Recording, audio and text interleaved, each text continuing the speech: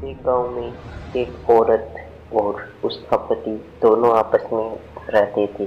फिर वह उसका पति घर खर्चा चलाने के लिए बाजार में जाकर सामान बेचता था और लोगों को अंगुलियां चटवाता था। ऐसा भोजन बना के ले जाता था। सभी उसके भोजन को पसंद करते थे। वह गांव-गांव में जाकर अपना भोजन बेचता था। फिर वह व्यक्ति अपना सामान बेचकर घर की ओर लौट रहा था। तभी उसकी पत्नी देखती है कि आज तो ये अभी तक सोए हुए हैं, क्यों ना आज सारा घर का काम मैं ही कर लूं। तभी वह गैस के पास जाती है और गैस भी रखा हुआ होता है और वह कहती है, मैं लगा देती हूँ इसे। तभी वह उसको लगाने लगती है और फिर क्या उसकी पत्नी को गैस लगाना ही नहीं आता था और उसके ऊपर आग जल जाती है। तभी यह सुनकर उसका पति दौड़ता हुआ आता है और वह कहती है, बचाओ बचाओ मुझे बचाओ। यह सुनकर उसका पति पीछे मुड़कर कहता है, अभी रुको मैं पानी लेकर आता हूँ। तभी वह पानी लाकर उसके ऊपर फेंक देता है, लेकिन फिर भी कुछ नहीं होता है और उसके सामने उसकी पत्नी तड़प तड़प कर मर जाती है और वह जोर जोर से रोने लगता है।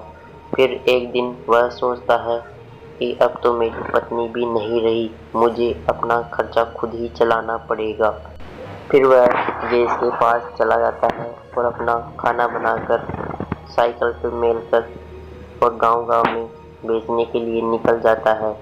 तभी उस दिन बारिश का मौसम हो रहा था और वह एक आपस में छाता भी ले लेता है और वह आगे की ओर जाने लगता है तो कहता है, आज तो मौसम बिगड़ गया है, लेकिन क्या फिर भी इस सामान को तो बेचना ही पड़ेगा। तभी वह आगे की ओर जाता है तो बारिश आ जाती है और वह एक पेड़ के नीचे रुक जाता है।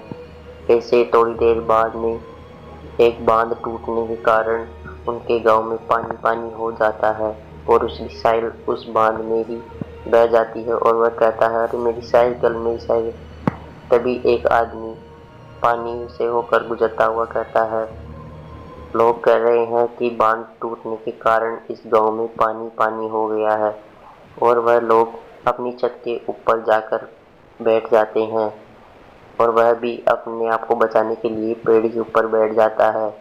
तभी गांव में पानी पानी हो रहा होता है और वह कहता है, हे भगवान, ये क्या हो गया आज।